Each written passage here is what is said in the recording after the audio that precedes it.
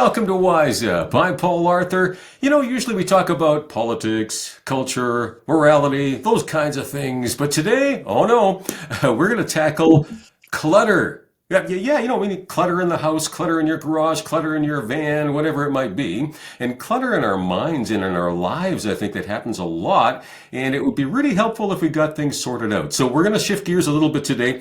Our guest, Kathi Lipp, joins us from California. She's the host of Clutter Free Academy, the podcast, and the publisher's weekly best-selling author of 20 books, including the one we're talking about today, Clutter Free, and that is available at kathilipp.com, and it is worth reading. All right, we're just going through. Kathi, so good to have you with us. We're going through some decluttering at our place right now. I'm going, yeah, I need to read this book. I really do.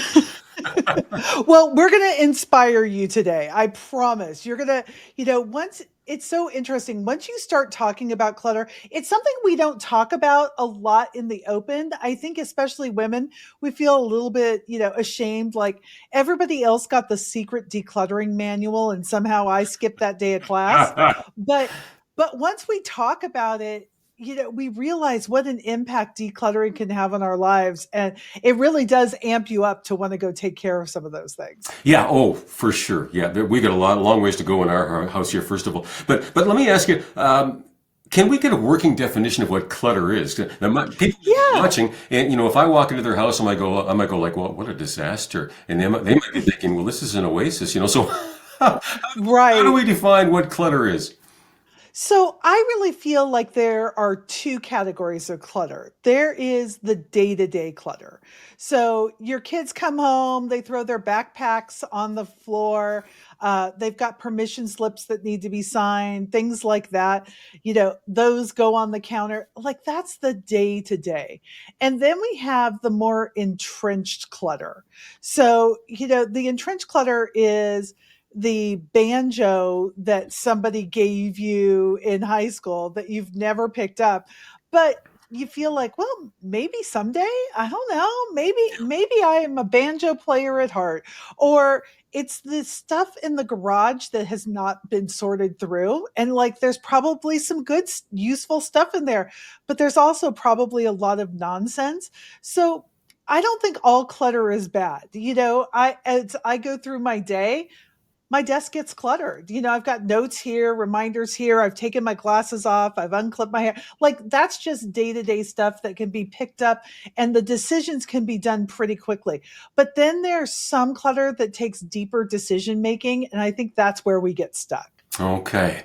Well, I think a lot of us then probably have some clutter happening in our place. So, and you write in your book here that there are costs that come with clutter. Do you want to talk a bit about that? I know one of them, of course, is simply space, right? We have less space, so we get cramped, and it affects our time for sure, right? Yeah.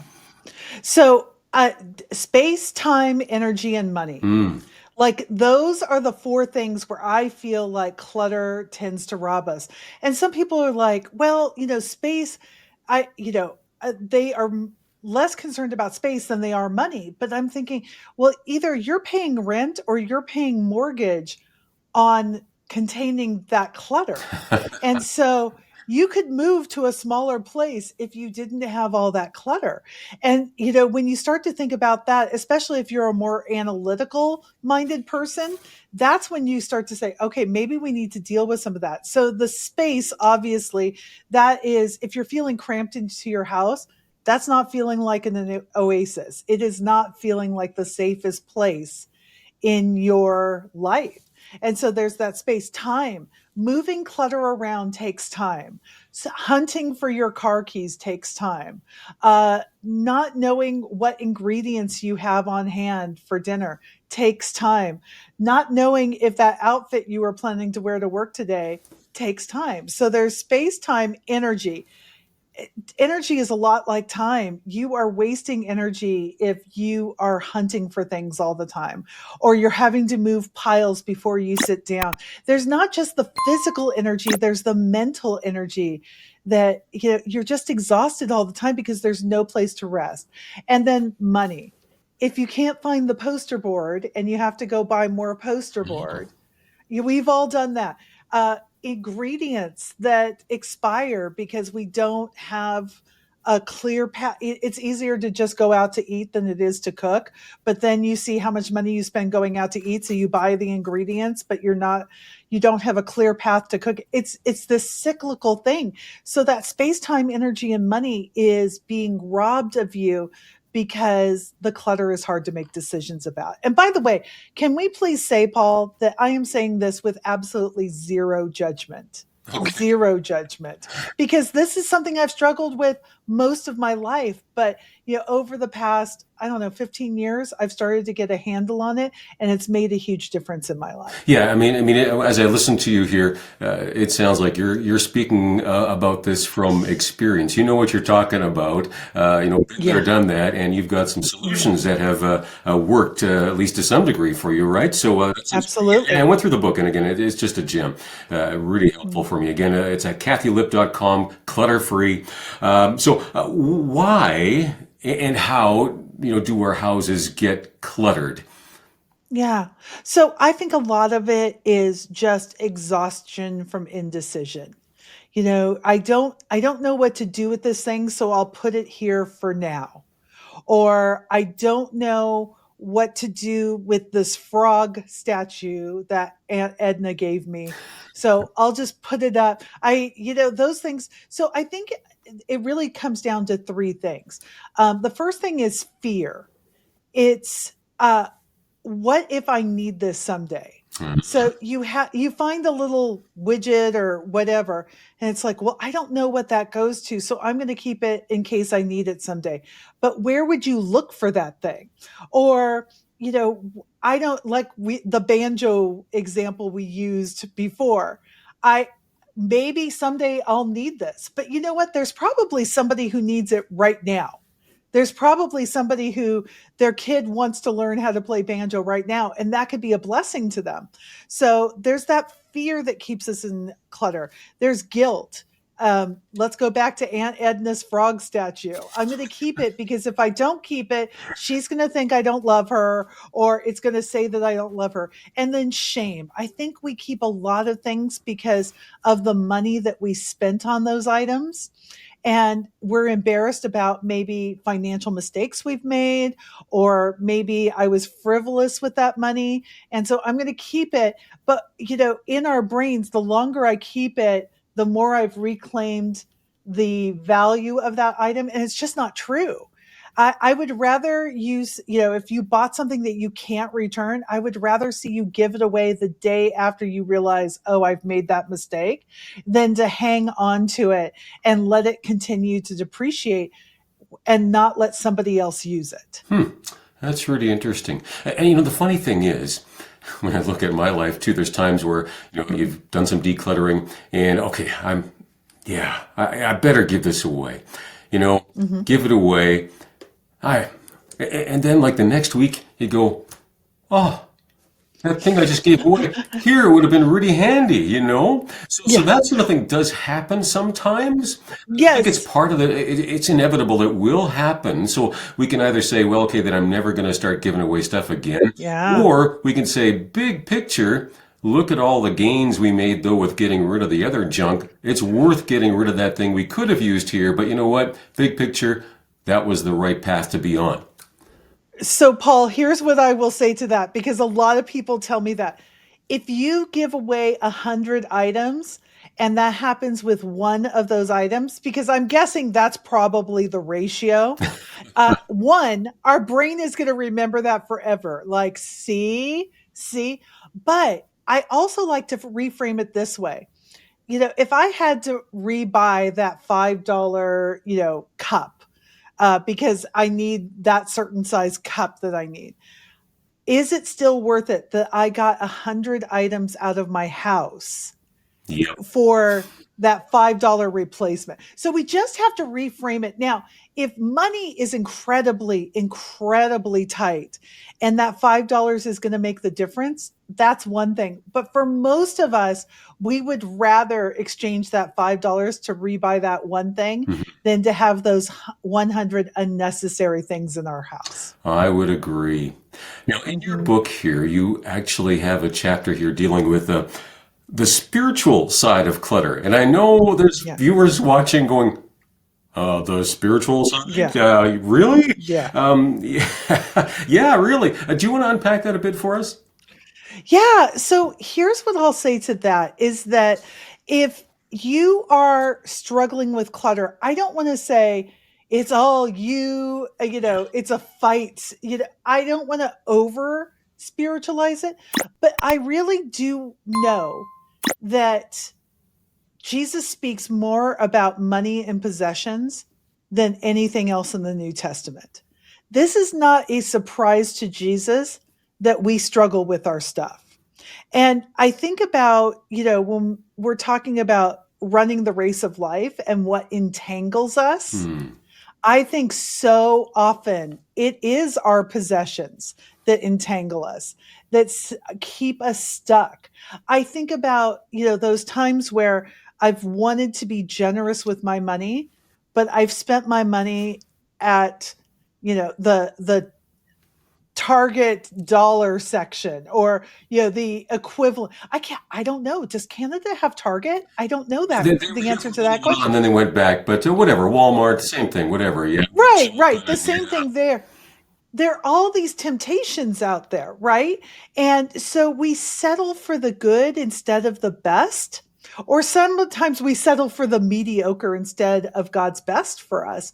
And I think sometimes it really shows our own heart. And again, I don't want anybody, I'm not trying to impose any guilt here, but it's so easy to let ourselves become entangled with what we see everybody else has instead of saying, you know what, that money could have gone for something that I deeply care about or something that God put on my heart. And I also know that a lot of us have a lot of things stored up in our house. We store up these treasures that could be serving somebody else. And so I think that there is a great path for redemption here to say, I'm not going to be anchored down by these things anymore. I'm going to lighten my load. I'm going to get this stuff out of my house and I'm going to live in a way that is, I think, a little bit closer to what Jesus would have us live. Yeah, well said. And I think perhaps a lot of us have a life that's cluttered. Our minds can get Mhm. cluttered. We spend far Yes. too much time on things that simply don't matter in eternity. And so, well, Right. what's important to God, right? And Hmm. those things should be priority to us as to how we live our lives. So we got to maybe declutter, look at our lives. What am I spending time with, money on? What's priority? What should be priority, right? Yes. Oh, absolutely. And Paul, it's cyclical, right, Paul? Because Hmm.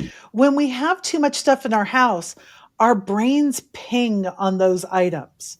Hmm. They ping on them. And so we're constantly living in a space of distraction.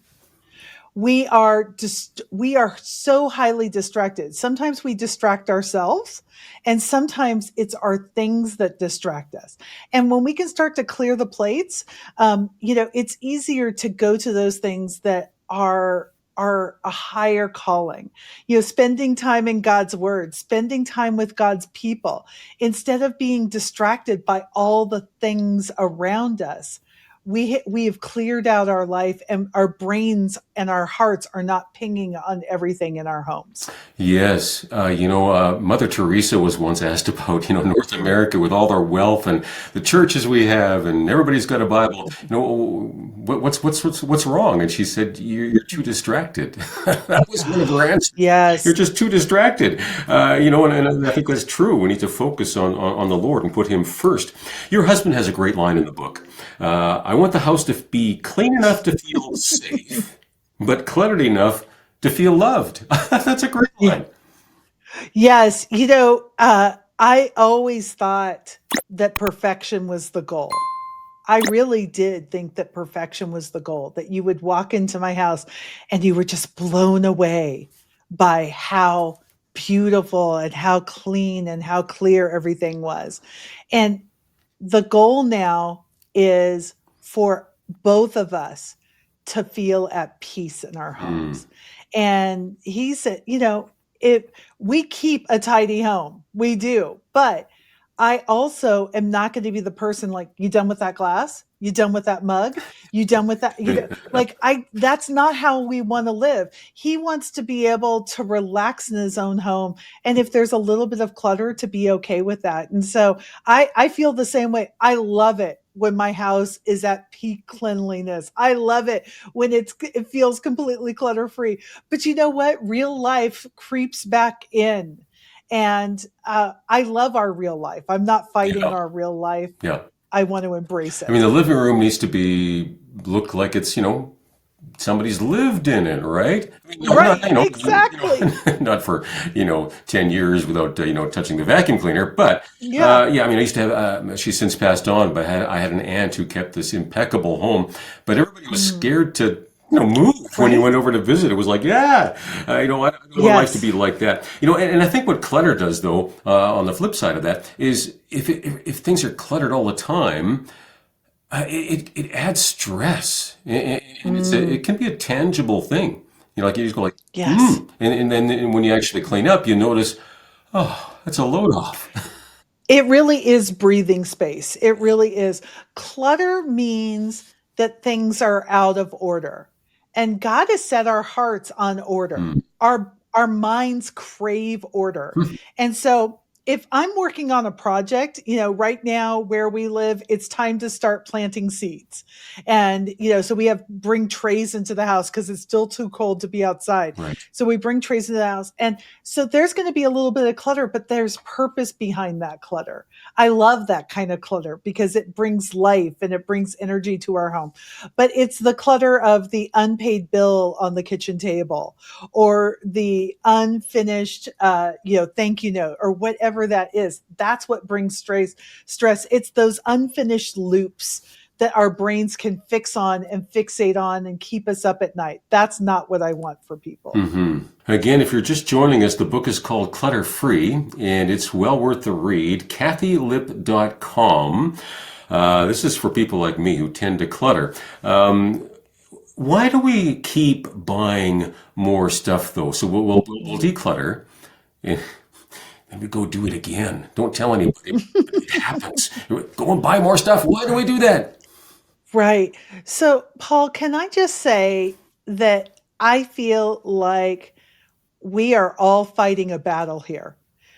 There are billion-dollar corporations who are creating needs for you that you don't even know you have, right? Right? And I think about it, I'm just going to use a gender neutral example, a solo stove, right? We love our solo stove. We use our solo stove. If you don't know what that is, it's just like a ring where you can build a fire kind of anywhere. But I didn't know I needed a solo stove until I was advertised a solo stove and friends had solo stoves. And that's a perfectly innocuous example. But if you spend any time on social media, the whole job of an influencer is to get you to purchase something. And some of those purchases are good. But let's be clear, 75% of them are complete nonsense. We don't need the thing. And it's great when you find something and it makes your life easier or it makes your life better. And there are things I have purchased that do make my life better, easier, more fun, more connected with other people. But we have to actively fight the 75% of nonsense. And when we're struggling, we're looking for solutions, and other people promise us that they have those solutions, but they may not always be telling us the truth. Well, let's talk about some solutions here to decluttering. Where do we start, first of all? Yeah, And how do you decide, what to keep and what do you do with everything else? right. I think that's great. So I would just set a timer for 15 minutes. And if you're like 15 minutes feels too big, then start with 5. Yeah, and take the tiniest section you can. So one drawer or one section of a drawer. And you're like, well, that's not going to make any difference in my house. I promise you. When you see that drawer, when you go back to that utensil drawer and everything is clean and organized, your brain's going to love that and want more of it. It's going to keep you going. And so I like to sort things into, if there's something in that drawer that doesn't belong there, does it 3 bags. I have 3 bags and then, well, actually 5 bags. So there's garbage, recycling, other rooms, and then what we're going to do is anything that we pull out of there, those are the first three. You're going to pull something out, and does that belong in another room? Does it belong in the garbage? Does it belong in recycling? Or does it need to be donated? Or does it need to go into another place in that room? So let's go to that utensil drawer and you find in there, wait, why is the can opener in here? Then that just goes to other places. That's a bag for other places. You find a shoe in there. I'm hoping you're not finding a shoe in your utensil drawer, but it's a clear example. That's going to go into other rooms. You find, wait, why do I have 7 serving spoons? When did I go through a serving spoon shortage in my life? Yeah. So maybe you take 2 of those out and you put those in the donation bag. But you're going to plant your feet in that one spot and not move from that spot until that spot is decluttered. And then you can take those bags and put them in other places in your house. But I want you to just concentrate on a super small space. Don't say you're going to declutter the kitchen.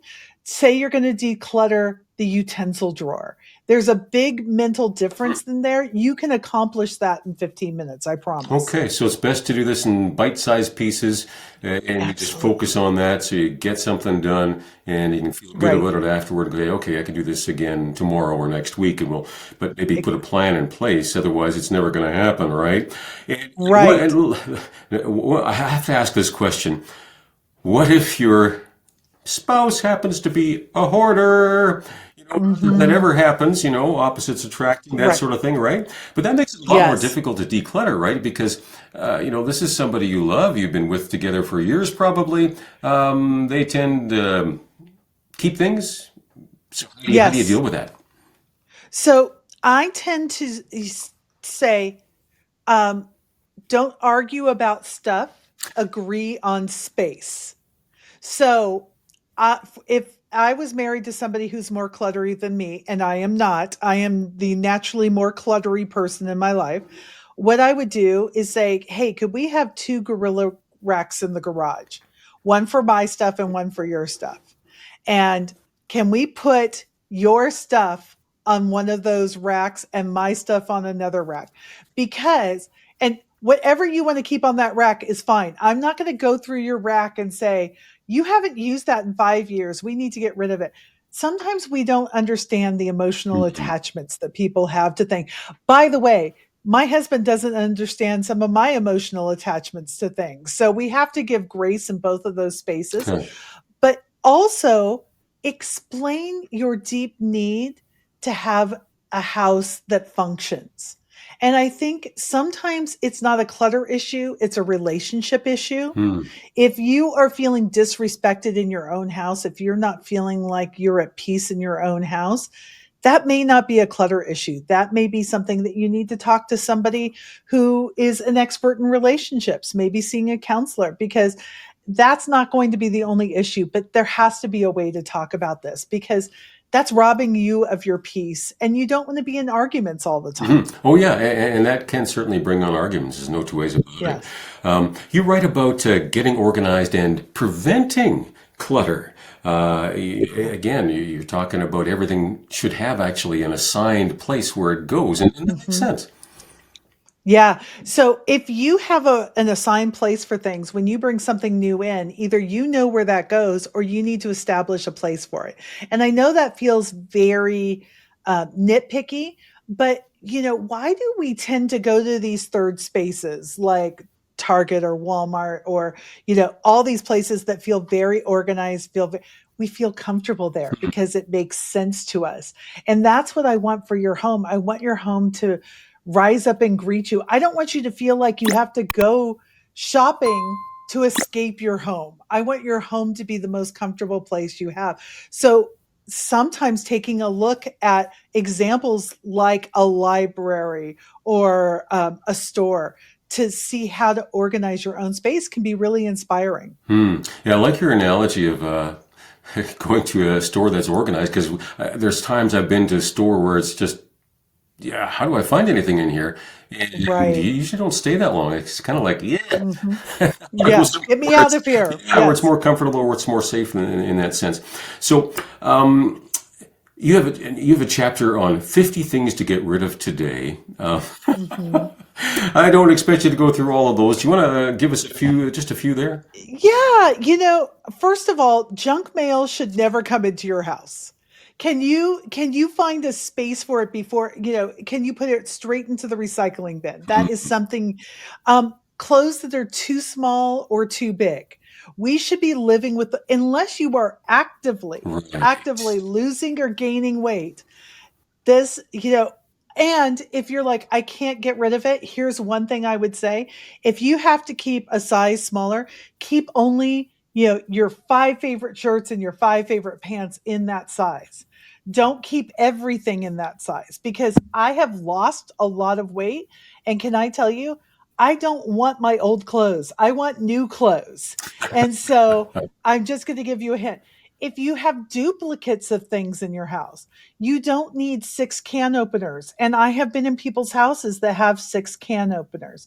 Uh, Old hobbies. It's time to get rid of that. Unless it's something you're actively pursuing, it's time to get rid of that. Thank So you. those are just a I few. got to jump in there because of the clock ticking here. This has been so much fun having you on here, Yeah. Kathy. Thank you for Oh, helping us.